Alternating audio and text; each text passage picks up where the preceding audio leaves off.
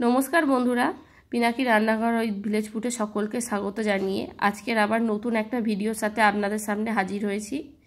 আজকে আমি তৈরি করে দেখাবো গাজরের হালুয়া। তার জন্য এখানে কয়েকটা গাজর আমি নিয়ে নিয়েছি। গাজরগুলোকে ভালো করে পরিষ্কার করে ধুয়ে নিয়েছি। এবারে গাজরের গাটাকে পরিষ্কার করে নেওয়ার জন্য একটা কাটারের সাহায্যে গাজরের গায়ের ছালটা আমি পরিষ্কার করে নেব। আর এইভাবে প্রত্যেকটা গাজরই আমি পরিষ্কার করে নেব। এবারে একটা গ্রেটারের সাহায্যে গাজরগুলোকে গ্রেট করে নেব আর খুব মিহি করে গ্রেট করে নেব। যত মিহি করে গ্রেট করবেন হালুয়াটা তত সুন্দরই হবে। তার জন্য আমি একটা একটা করে গাজর গ্রেট করে নিচ্ছি। গাজরের হালুয়া কিন্তু খুব অল্প সময় হয়ে যায়, রান্নাটা কিন্তু খুব অল্প সময় হয়ে যায়। দেখুন এখানে আমার গ্রেট করা হয়ে গেছে সব গাজরগুলো। খুব অল্প পরিমাণ জিনিস আর খুব অল্প সময়ে এই গাজরের হালুয়াটা হয়। দেখুন এখানে আমি একটা গাজরের হালুয়াটা করার জন্য এখানে আমি একটা কড়া বসিয়ে দিয়েছি আর কড়াতে 2 চামচ ঘি দিয়ে দিয়েছি। প্রথমে কাজু বাদাম আর কিশমিশটা ভেজে নেব। ভালো করে লাল লাল করে ভেজে নেব। এখানে কাজু বাদাম আর কিশমিশটা ভাজা হয়ে গেছে, এখানে তুলে রেখে দেব। দিয়ে এর মধ্যে আবারও তেজপাতা দিয়ে দেব আর অল্প পরিমাণ ঘি আবারও দিয়ে দেব। দিয়ে আমি গ্রেট করে রাখা আগে থেকে গ্রেট করে রাখা গাজরগুলো দিয়ে দেব।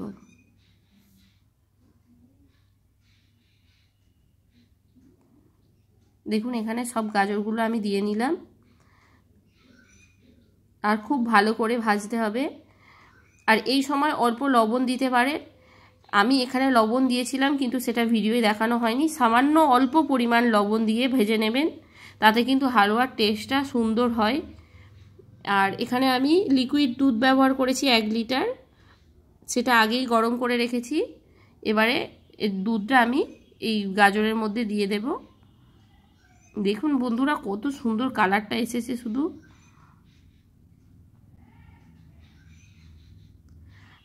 এবারে কিছুক্ষণের জন্য ঢাকা দিয়ে আমি এটা সেদ্ধ করে নেব। আর খুব রান্নাটা করতে কিন্তু খুব সময় লাগে না, খুব অল্প সময়ে হয়ে যায়। দেখুন আমি একটু মাখো মাখো গাজরের হালুয়াটা একটু মাখো মাখো রাখতে চাই, সেই জন্য দুধটা মানে জোরে হাই হিটে জাল দিয়ে আমি মানে শুকনো করে নিচ্ছি। এবারে এর মধ্যে পরিমাণ মতন মিষ্টি দিয়ে নিচ্ছি। এখানে আমি পরিমাণ মতন চিনি দিয়েছি আর তার সাথে ভেজে রাখা কাজু আর কিশমিশটা দিয়ে নিলাম। আর তার সাথে দিয়েছি অল্প পরিমাণ এলাচ পাউডার দিয়ে সব কিছু ভালো করে মিশিয়ে নেব।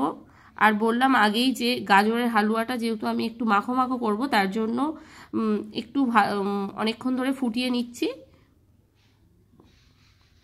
এখানে প্রায় 5 মিনিট মতন আমি ভালো করে ফুটিয়ে নিয়েছি। দেখুন অনেকটাই মাখো মাখো হয়ে এসেছে। আমার রান্নাটা প্রায় কমপ্লিট হয়ে গেছে। দেখুন গাজরের হালুয়াটা কত সুন্দর হয়েছে।